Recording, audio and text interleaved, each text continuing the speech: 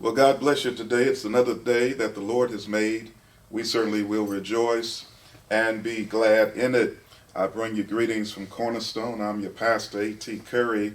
It really is a joy and a delight to share with you today in our our word on Wednesday. Today we want to look at Hebrews chapter 12, and I want you to read those first 13 verses.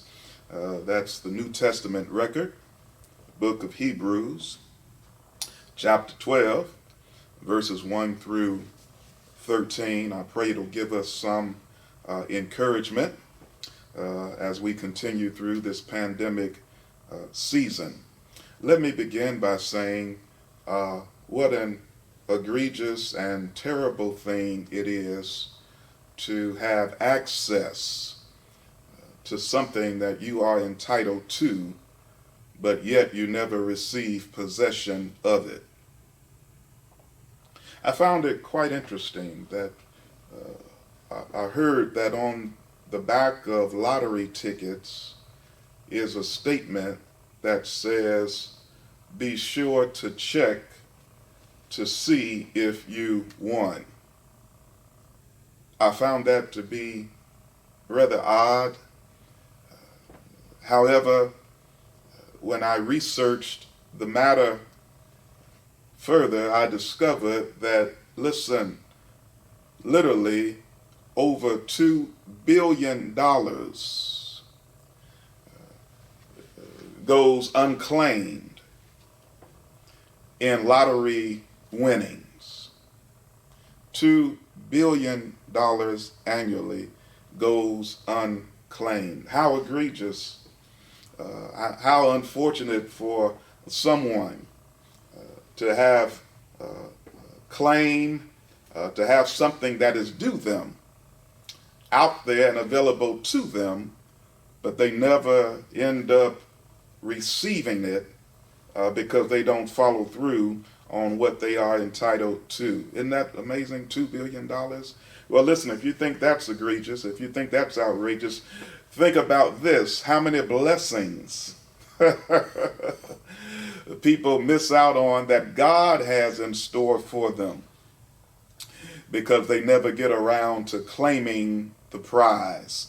This book, Hebrews, particularly this 12th chapter, gives us some insight into some wonderful blessings God has in store for those who love him, those who trust him, and it lets us know how to obtain them. It compares the Christian race to a physical race. It uses terminology that is associated with the sport of running, of track and field. I was thinking about this. I want to share the thought with you. There are many things you might try to do, but then there are other things that you are trained to do. There's an enormous difference between trying to do something and then training to do something.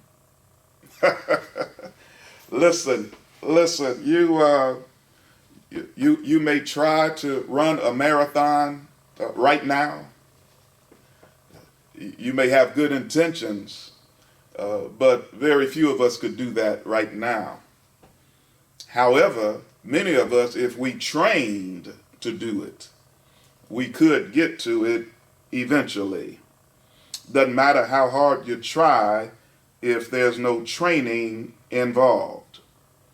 Training means arranging life around those activities that enable us to do eventually that which we cannot do immediately, even with extreme effort and good intentions.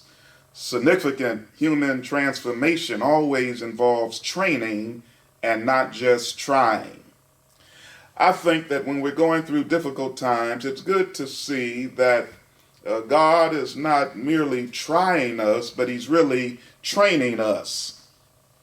He's developing us. So if you keep that mindset in mind as you go through difficult seasons and have trials and tribulations in your life, great obstacles ahead of you, see it not as simply trying, but really as training. There are areas of your life God is really training you in.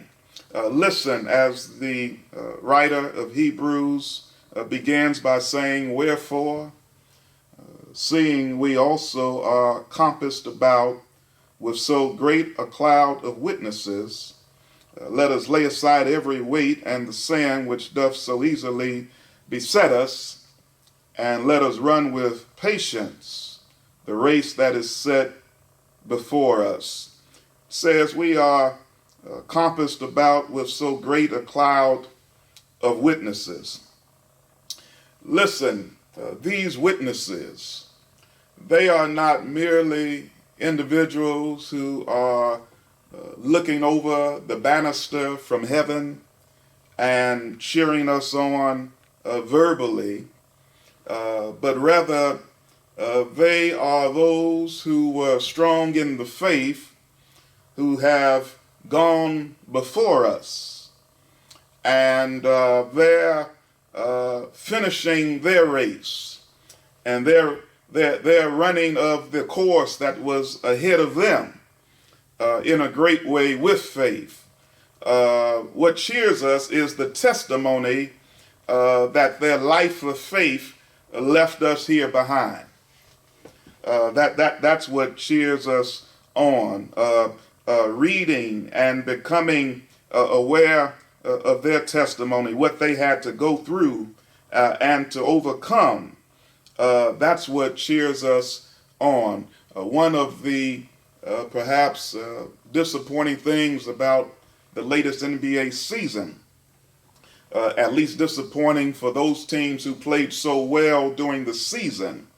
You do know in the NBA, if you play well during the season, you get something, you get rewarded in the playoffs. You get rewarded by something called home court advantage.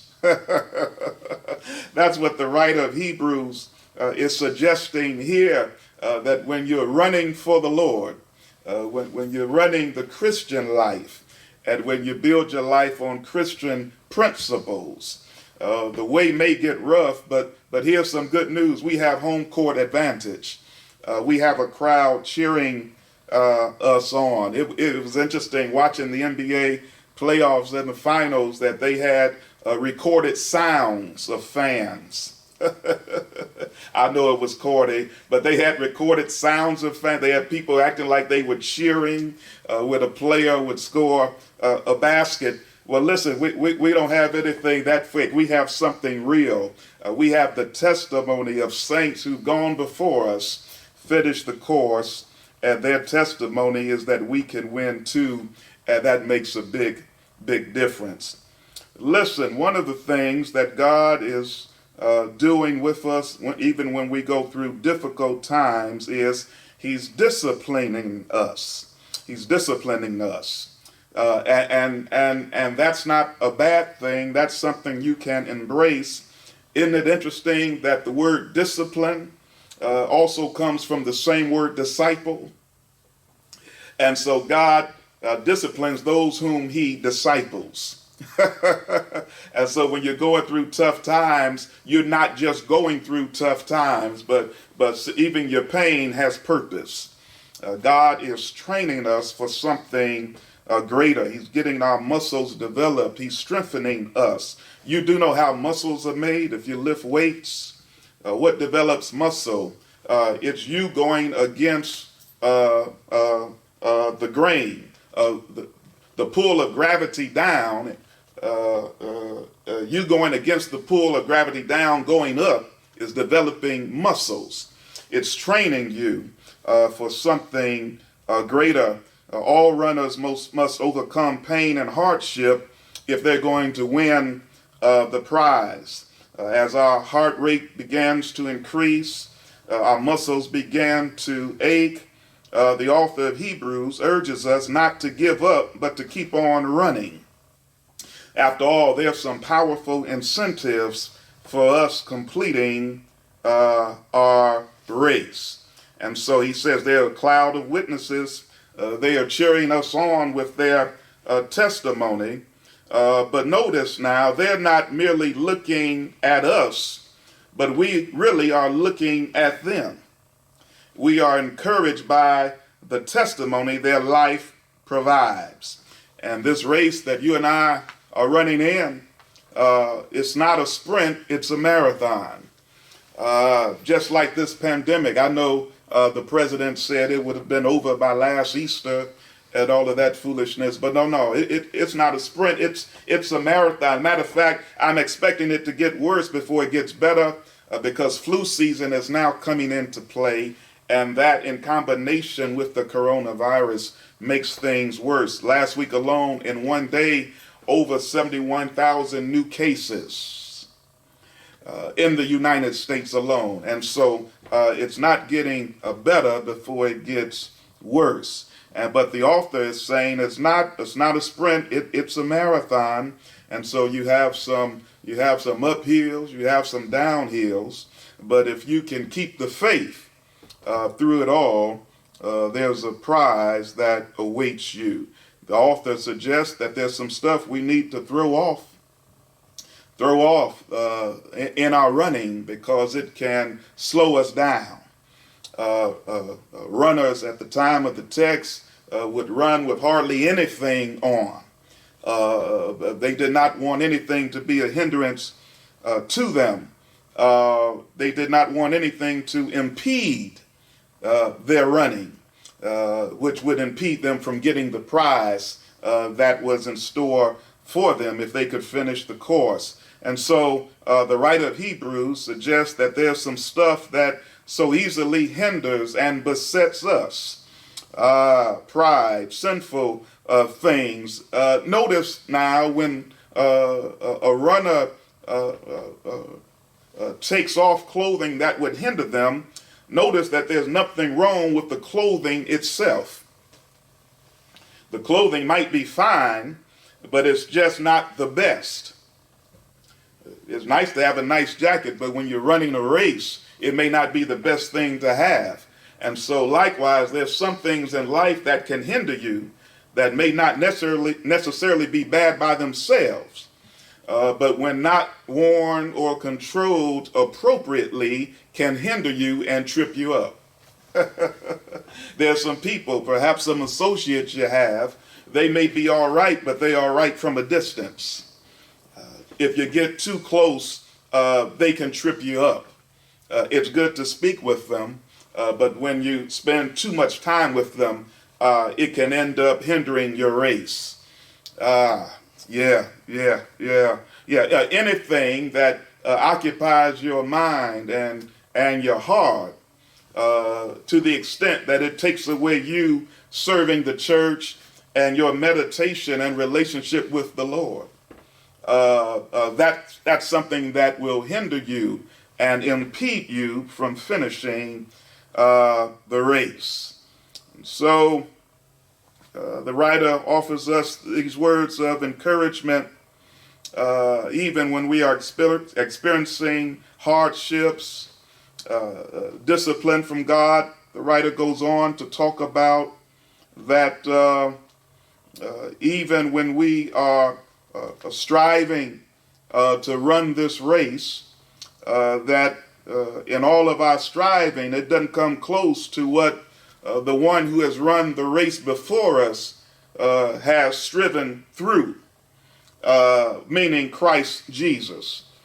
He says, you have not been faced with having to endure certainly the cross, things of that nature. But it says, if you look at it as the Lord disciplining you as a father would discipline a child. He says if you look at it that way, you can be encouraged even in a tough season. He says, if you are without chastisement, then you are illegitimate, because any father that loves his child disciplines his child. And so the Lord disciplines us. He trains us because he loves us. When I was growing up, you were a little kid, you didn't get spankings, you got whoopings. And sometimes your mother would whip you and she says, I'm doing this because I love you. And then sometimes she'd say, this hurts me that more than it hurts you. And I would want to know, well, why are you hurting yourself like this? You don't have to quite do it this bad, And so, but she did it because she loved us. She loved her children like so. The Lord has to discipline us at times.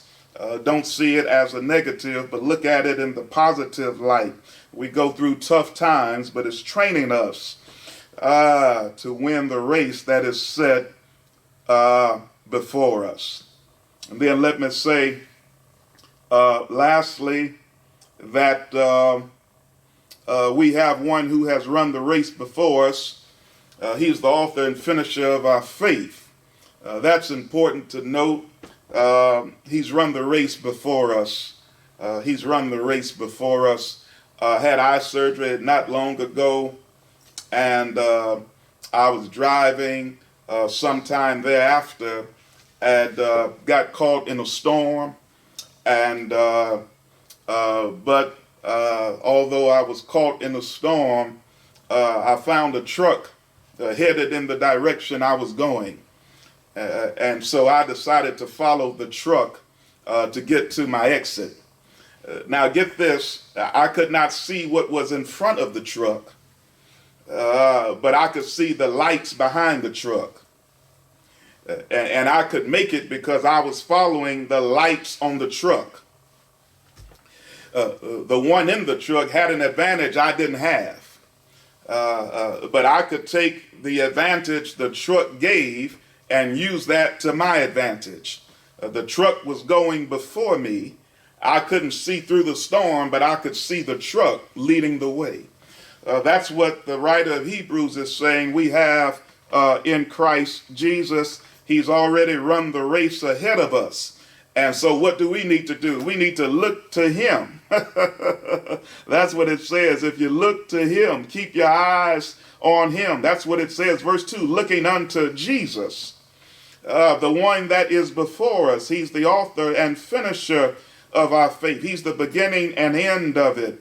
And then why did he do it? He did it for the joy that was set before him, to the extent he was able to endure the cross, despising the shame, and now is set down at the right hand of the throne of God. And so we too have some joy that's ahead of us. That's another incentive that we have in staying the course and finishing the race. Keep your eyes on Christ. He's running ahead before us, and he's able to take you safely to your destination. If I was preaching, you know what I would ask you, and I have to ask you, won't he do it? Thank God for his word today. I pray this gives you some encouragement as you go through the rest of the week. Look forward to seeing you Sunday morning at 9 a.m. May the Lord be with you and keep you is my prayer. Take care.